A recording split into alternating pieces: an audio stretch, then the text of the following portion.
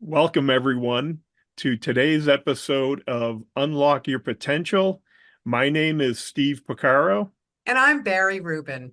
Today, we're going to talk about limiting roadblocks to confidence, or more importantly, how do we boost our confidence by navigating and going around some of those things that may block our confidence building ability.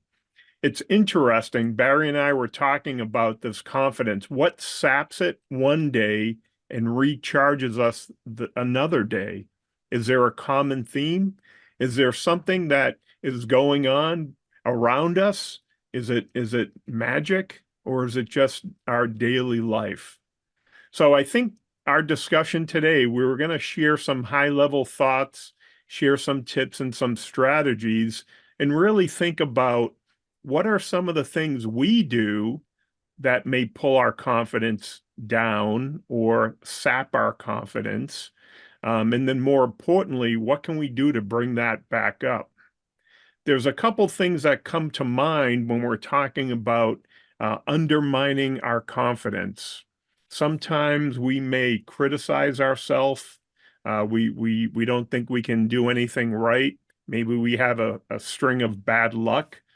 Maybe when we look in the mirror, we notice flaws and all, and that's what we focus on. And I think for some people, yep, we look in the mirror and we're saying, "Dang, I'm looking at my flaw." How about social media? How does that play a part? What are all the wonderful influencers doing? What are all the successful people doing? Why aren't I doing that? And then more importantly, what are we doing that we're not doing, but we're preventing ourselves from moving forward? Is it a aspiration, a dream? Are we trying to achieve a goal, but we just can't get that momentum up? Barry, is there anything I missed when you think about are we undermining our confidence going forward? Anything come to mind for you? Um, well, the two things that came to mind as you were creating that verbal list were comparing yourself to other people and surrounding yourself with the wrong people. Those Right. are the two things that came up for me. Yeah.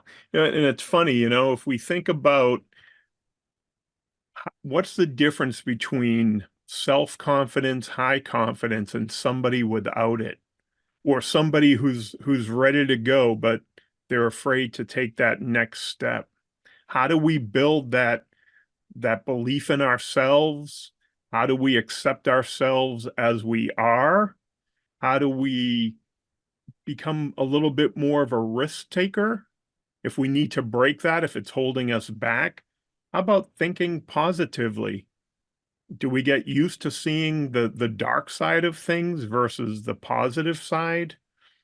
How about are we persistent, determined, tenacious, or some degree?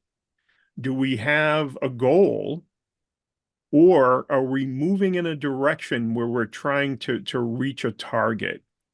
In the past, we've talked about it's hard to hit a target if you don't know what it is.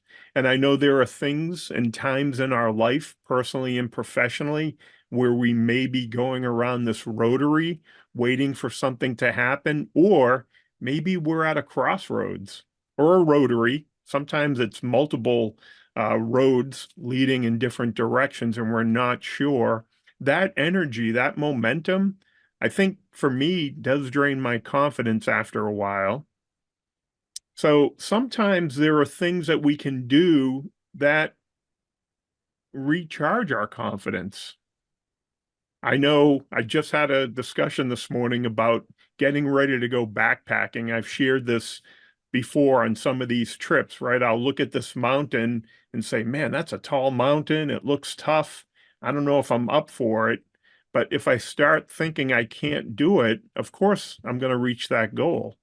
If I start thinking I'm going to get in shape for it because I want to achieve it, I want to get up there, I am going to make it. It really is a mind over matter type approach.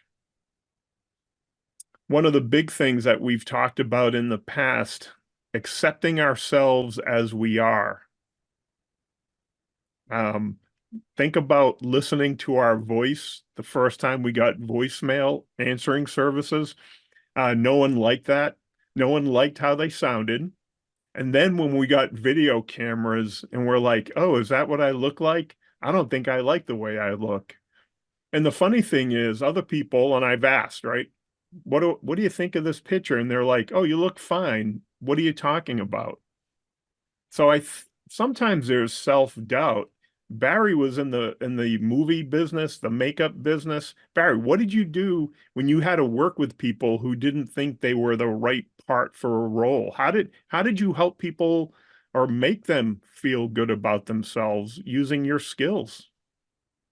You know, it's funny that you should ask me that because the whole time that I was in the beauty industry in general, whether it was working retail or working in hospitality and spa or working on set, the joke was that when you work that closely with people and their appearance, you're really more of a psychologist than a magician. And there was a movie that I worked on where halfway through shooting, somebody let it slip that one of the actresses that I was working with was actually the director's second choice for the role. And they said, but don't ever tell her that.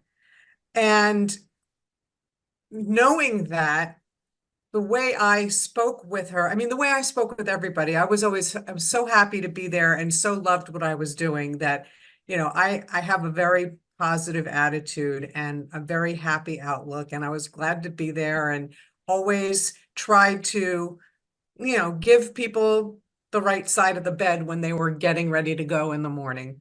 And that could be difficult when it's 4 a.m. and you're standing in mud during El Nino on a ranch. But Mm, somehow I managed. And it's interesting that, I left that field and went to do other things. And when I moved back east, I stumbled into a TV pilot.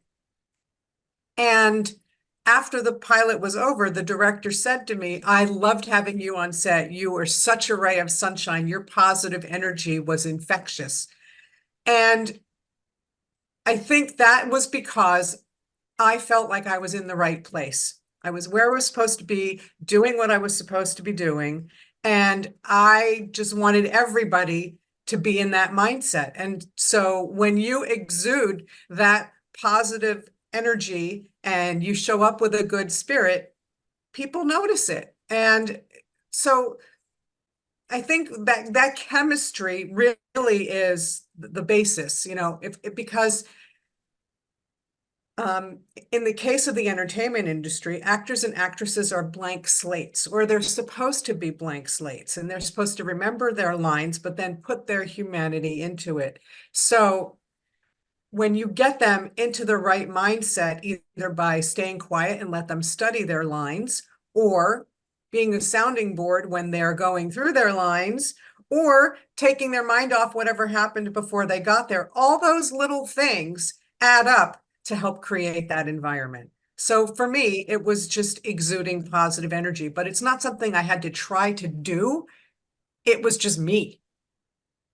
So yeah. that's a long answer to a short question. No, no, but you know what? It is a little bit of a journey because we all do it differently. I think part of this sometimes is I know, are we hard on ourselves? Do we give Absolutely. do we give compassion to other people, our pets, other people? I remember my wife years ago, a new restaurant opened, and I've worked in the restaurant industry in the past, and of course I'm generous, but I said, geez, boy, she's taking a long time. The service just isn't up to snuff. I wonder what's going on. And my wife said, oh, maybe it's her first day, or maybe it's her first restaurant job. And I said, that's possible. But it's funny how my wife was always looking for the right side of things, right? So sometimes we're willing to be compassionate for other people before ourselves. I Mhm. think that sometimes with this confidence, we have to give ourselves a break and I think sometimes we criticize ourselves as a default mode, Mhm, again, for many reasons, right? You think about our upbringing, our experiences personally and professionally. mhm, I know some people have very demanding situations, right? Where my wife, another perfect example, she always felt like if she got anything less than an A, she was not performing to her best. So one day she got an A minus, and her dad gave her this look like, Susan, what's up with this A minus? And I used to joke and I used to say, hey, if I got a C, the best Rodney Dangerfield, A, B, or C, you're in the top three. What's the problem? And it's funny sometimes on perspective, but I mhm, think being compassionate with yourself is the beginning of this whole thing. mhm. You know, and we've said this, I love this approach, especially when we talk about affirmations, right? Being, our goal is progress, not perfection, realizing that we are a work in progress. There are some things I do fairly well because I've been doing it a long time. And then there are other things I'm still learning. And I think as we go through this, how do we look at the positive things? Do you use any positive affirmations? Do you tell yourself, do you have any mantra, when the going get tough, the tough get going? What do you tell yourself, Barry? Um, I use negative reinforcement because basically I find myself sometimes I catch myself doing something wrong or being negative, and I have to tell myself to stop it, you know. I try to keep the voice in my head quiet because usually it's piping up to say something negative. But to your point about compassion for yourself, I recently read an article that was very enlightening. It was brief. It was, I think it was a caption on an Instagram post, as a matter of fact, but it talked about the difference when you're nice between kindness and people pleasing.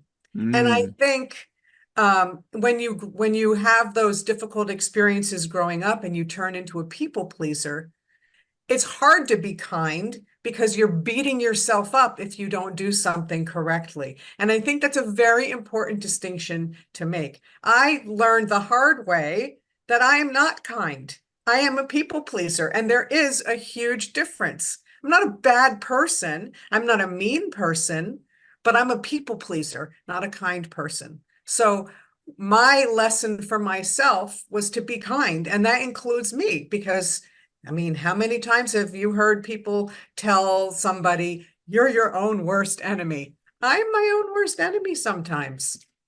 yeah, and I think we all are. And it's funny when we talk about positive affirmations or self-talk, there's a few things. And again, I think back when my boys were younger and we talked about we were coaching them, whether it was scouting or soccer, and I was helping young people develop. And we talked about, again, we're gonna make mistakes, and that's okay, right? Because we want to practice makes perfect. We understood that.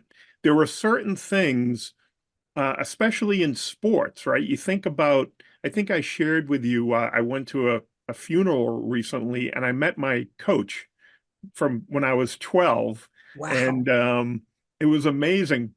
It was like it brought back all these memories. And you would Mhm. think about playing sports or musical instrument, or my wife as an artist, you keep practicing the same things over and over. And yet, some way, somewhere along the line, we're expected to do something once perfectly the first time.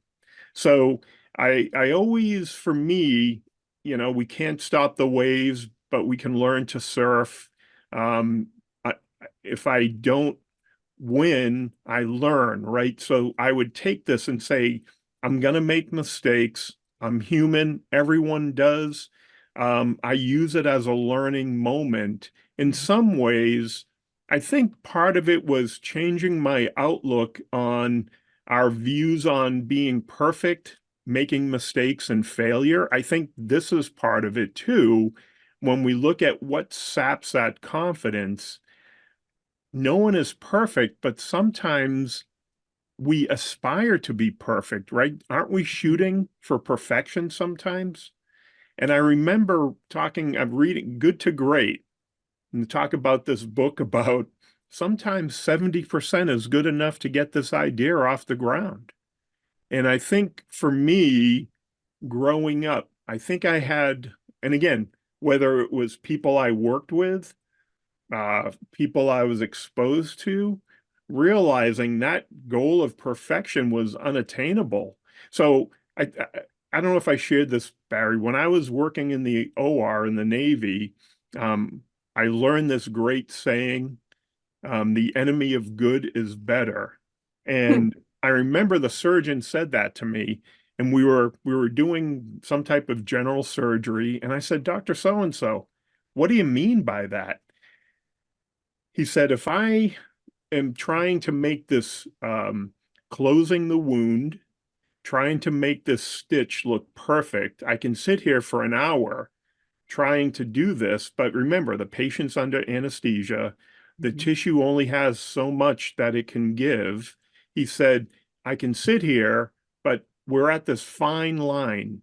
If we go at 92% efficacy to get to 93, it's going to take a lot of energy, resources, time, Mhm. and there's no guarantee it's going to work. So that was a big waking aha moment for me. I was like, oh my gosh. And we've seen examples of that in the surgery, oh, I'm going to put one more stitch in, or I'm going to do something like that. And I've seen it in my own life. I can fit one more thing in, and then it goes. And the other thing I think for me, and this was part of this maturing, learning process for all of us, right? This is why, we have this wisdom and insight because we learn from our experience. A mistake is not a failure. Everyone makes mistakes. Doesn't mean we're a failure. But I know for a long time I felt like that. And that was a difference. I mean, all you have to do is turn on the radio, the TV, go online, companies, politicians, celebrities, sports team, everybody. I can't name or think of anyone who hasn't made a mistake. And yet, we hold ourselves up to a standard that's unattainable. If you stop and think about it, you're like, where did that come from? So, in one way, how do we remove the word failure from our vocabulary and focus more on our progress? And I think that's a tough one too. And I think part of it is taking risk. Again, when I work with young people, I know I've worked with some people who were so afraid of making mistakes that it was hard for them to think about it, even coloring outside the lines, because it's not right. Oh, So that used how to do drive me nuts. right, but how do we change our approach from risk taking to I'm afraid to I'll try? That I think is the big, you know what? I think and it happens small ways. I mean, Barry, you shared different recipes, you shared different things. We've all, as an adult, we know that we can try these little experiments and it gives us confidence to kind of gradually build those steps up to that next level. Right. When did we stop doing that? Why did we stop doing it? Is there a risk versus reward ratio? I don't know. It's really hard. How do we how do we take those little risks? How do we build that little confidence, that momentum? I do know there are times when we take a risk, we get a little bit of success, and then something happens and we slide back a step, Hmm. or we hit this plateau. And it's hard sometimes to think, okay, am I going to go right back? I'm a failure. I'm imperfect. So I don't know. Any thoughts? Any plateauing in your life? Have you ever had a plateau? I feel like I live in a plateau sometimes. But you know what? I do have several very dear friends who accept me as I am and always see the good in me no matter what. And sometimes they magically call me at just the right moment. And other times I feel the need to reach out because I need a pep talk. And I think the key is learning how to give yourself a pep talk so you don't have to rely on other people. Right. Well, the positive affirmation, the visualization. I mean, I think of some of the things I've accomplished in my life. And like everyone's life, we're going to have the ups, we're going to have the downs, and we're going to have the in-betweens.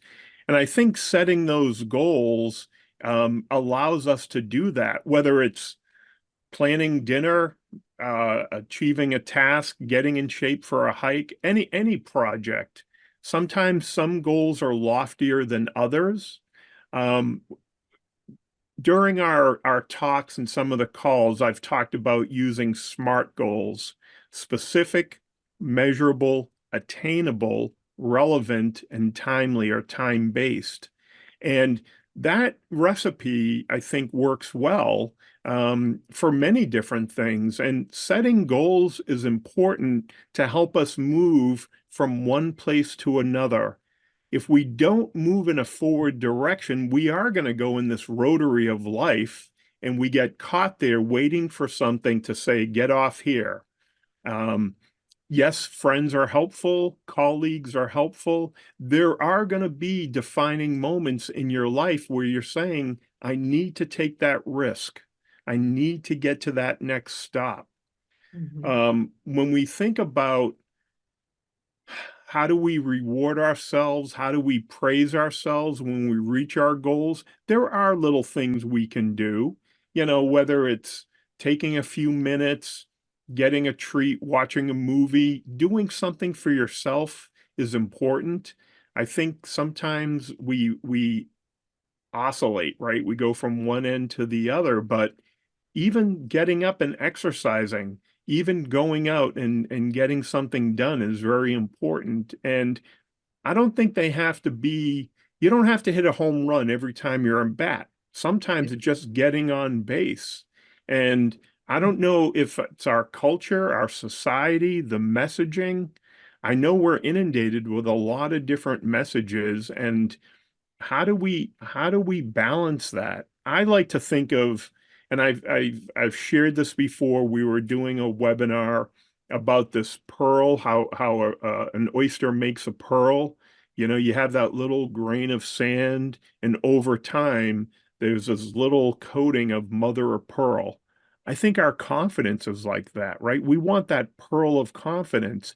It may start off as a grain of sand, but if you start looking at things from a different perspective, saying, and this is the part that's interesting, when you look at the mirror, are you seeing yourself for who you really are or what other people are telling you you should be?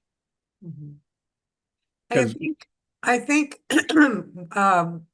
regarding SMART, um, measurable and attainable is a very important piece of that puzzle because I think, that's where the expression you bit off more than you can chew comes from. If you set a goal that is so far ahead of you that there's no way that you can reach it unless you break it down incrementally, wouldn't it be smarter to create those incremental steps as goals along the way? I will never forget watching the movie What About Bob in the mm, 90s. And he brought a whole new meaning to the phrase baby steps. And sometimes sometimes I kick myself because I set a goal that's too big and I'm like, baby steps to the kitchen, baby steps to the front door. And I start reciting the script of What About Bob because I realize that my chunks are too big. And I think a lot of people get so wrapped up in the big picture that they forget to step back and realize you can't jump to the finish line. You have to get there first to go over it.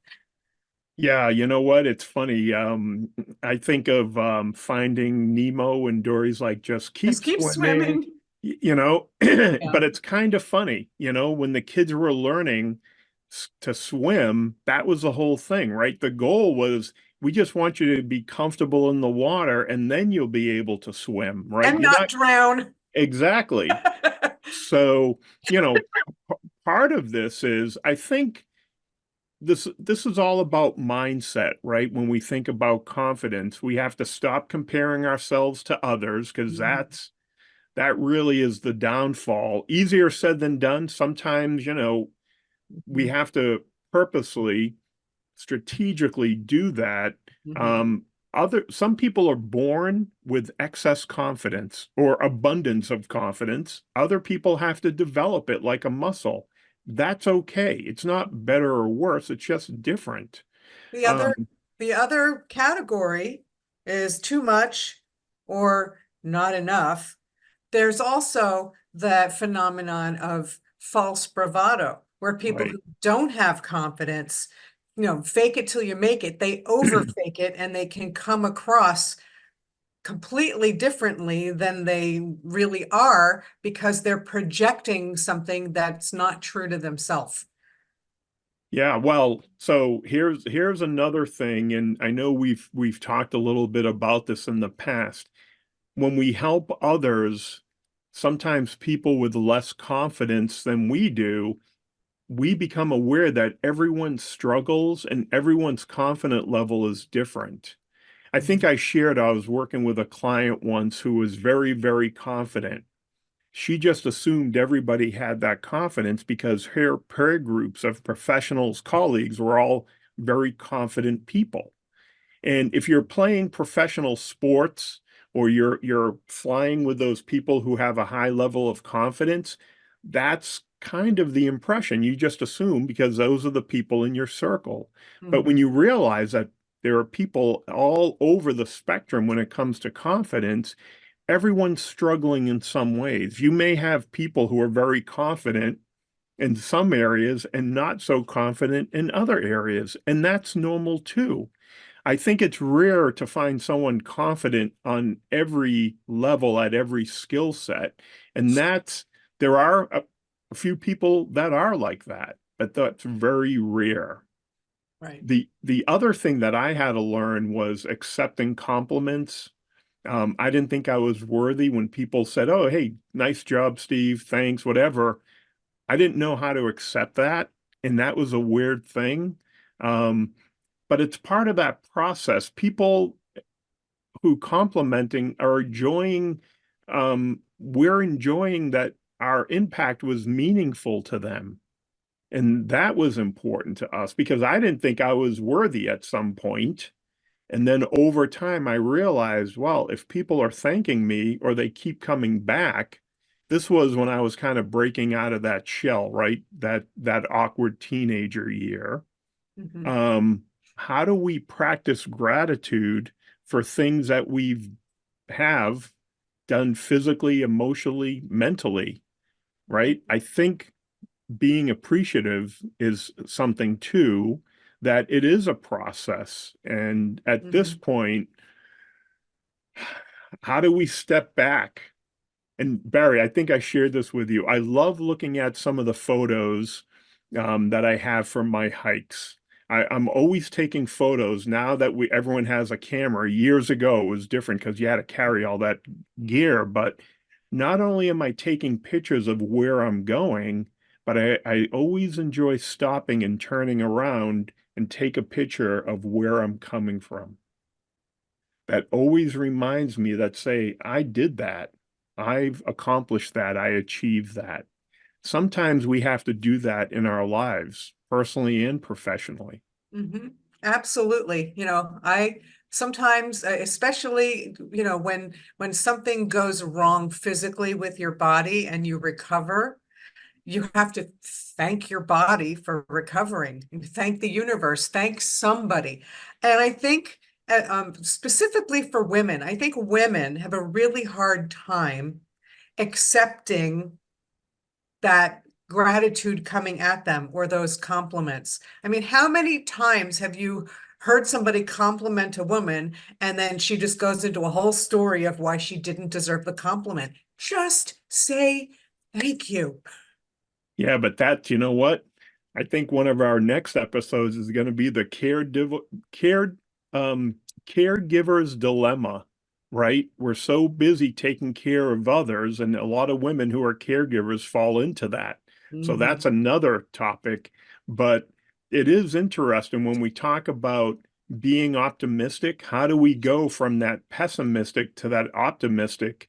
We Right. want to look at things as a new opportunity going forward. And that's kind of changing your default mode, right? We can look at everything saying, oh, I'll never be successful. I'll never succeed to, I'm going to try that. I'm going to move out of this comfort zone. I'm going to stretch my wings a little bit. And again, just like that butterfly that comes from that cocoon, that struggle is what pumps the blood up to those butterfly wings so it can fly away. If we don't have those little struggles, and we all have them physically, mentally, uh, emotionally, there are things that we overcome. That's what's giving us the strength, the courage, the confidence, the clarity to move forward. Mm. And at the end of the day, I think this is the biggest one or the biggest tip we can share is be patient with yourself. Many of us have been traveling on this path for a long time. We got a long journey ahead. Are we going to take a break? Are we going to stumble? Are we going to make mistakes? Of course we are. But you know what's so interesting? Again, most of us are willing to overlook other people's mistakes all the time. How come we don't overlook our own? Right. Once you learn to do that, all of a sudden the shift comes from being perfect to going forward. And I look at people who've overcome that, and it's amazing what they've accomplished because of their stick-to-itiveness, their determination, and their tenacity, not because they were perfect. So there's a lot of different ways to measure this movement, this confidence. Remove those confidence suckers and do more of the things you're good at. That's going to help you be more successful. And on occasion, take a few risks, but realize, that's okay. It's a learning moment. Mhm. Do you have any learning moment tips, Barry? Anything that you've learned on your journey? I know you've shared some. Oh boy. I mean, not a day goes by where I don't learn something, whether it's, you know, adding a few extra minutes because I didn't turn on preheat first and burning it by mistake because I didn't need it, to being upfront and open and talking to somebody and telling them the truth instead of what they want to hear. Um, when that goes well, it's helpful. Sometimes it doesn't go well, but when you think about it, if I didn't do anything wrong and there's nothing I could have done differently, I can't always control the outcome. The only thing that I can control is how I show up. And I think that's a lesson that we learn over and over and over. And it just happens all the time. Well, Um, well, to that point, Barry, not to interrupt you, but attitude is so important. When we look at this, right? Our attitude is going to help set that tone for us. Are we going in there preparing to win, to lose, or to learn? mhm. And for me, shifting that to a learning attitude and realizing, and you've heard me say this, right? We want to overcome, adapt, and improvise. That's kind of like that mindset. I know I'm going to get stuck. I know I'm not going to win all of these things, but I know, was it who was it? Was it Michael Jordan who said, I'm going to miss every free shot I don't take? Mm. You You miss know? all the shots you don't take. Yeah. I'm Yeah, and it's not a big, interesting when you think about that, and it's true. I mean, a lot of profound people out there. you know, but I think it's also making the decision of which shots to take. because sometimes you cannot take all of them. So Correct. sometimes you've got to stop, assess the situation, and then make your decision. A lot of times we don't you have patience in making decisions. We just take the first option, or we take what we think is the path of least resistance. It may not always be. There is a saying that says right is easy and easy is right. And I do believe that to a certain extent. Sometimes things in life can be challenging, but if you approach it from that right is easy, easy is right, then if you get resistance, maybe it's time to step back and do it differently or go a different way instead of sticking to the decision that you made. I mean, we're human. We're allowed to change our minds. We're allowed to change the way we do things. And I think sometimes people get stuck in a rut in thinking and in doing. So sometimes that confidence comes from making a change and seeing that it didn't turn out as bad as you thought it would. That's Well, a confidence builder. right. All right. So let's wrap it up. I'm going to review just as a summary of, in terms of boosting self-confidence and putting together an action plan, because I always like, what are you taking away from today's episode, right? Mhm. If you do one thing to help you move forward, then you're on the right track. We talked about being compassionate with yourself. To me, that's the first step, understanding that, you know what, we're all going to struggle at times, and that's okay. I like the idea of using positive affirmations. And again, there's a million out there. Find a couple that resonate with you. And at the end of the day, they're going to become that mantra, that creed, that motto to help you move forward. Positive visualization is always a good way to look at certain things, right? Are we visualizing success? And sometimes it's great when you have a picture because you don't have to visualize it. It's on my board, it's on my wall, it's on my mirror, right? I know what I'm shooting for. Think about our self-talk. Are we psyching ourselves up? Are we psyching ourselves out? Are we coaching ourselves? Are we our own cheerleader? Or are we listening to other people and other things? And of course, there are going to be times we want to listen, Barry, to your point. We want our friends and colleagues and family to chime in, but remember, we got to listen to ourselves. Right. How do we turn this negative thinking into positive thinking, right? Sometimes it's flipping that switch and changing our default mode. It's easy to say, oh, I see a hole in the ground. I'm stuck. I can't go over it, versus I'm going to build a bridge. I'm going to figure out how I can get over that. But once you do it a few times, it's easy to make that shift. We also, I think, what is perfectionism, mistakes, failures? What are we stuck on? What are the words that guide us? Do we have to update our view on that? Mhm. Because I know we talked about being a perfectionist, right? Oh, and I've heard people say, I'm a perfectionist. There are times when you want to do that, and there are times when you don't. How do you balance that? If it's holding you back and you're afraid of failure, then we have to figure out how do we take that small risk. Um, I think I shared this when I was working with scouts. I love teaching them how to tie a knot because that was such a great confidence builder. Tie a simple knot. Nobody got hurt. Nobody, it's a little piece of string. You tie one knot, you tie two knots, and before you know it, you tie three knots. It was such a great tool. Figure out what you can do. What are you going to do? Maybe it's tying a knot. Maybe it's trying a new recipe. Just go out a little bit. Set those goals. I think they're important. Even a small goal is a goal. And as Barry just mentioned, 5 little goals get you to that one big goal. Um, and it is incrementally. Maybe that is your pearl that you're working on, right? One layer at a time. think about how do we praise and reward ourselves, whether it's doing something special for us, doing something special for somebody else. Sometimes giving back is a great reward of your time, but don't be afraid to put yourself first, as we've talked about in the past.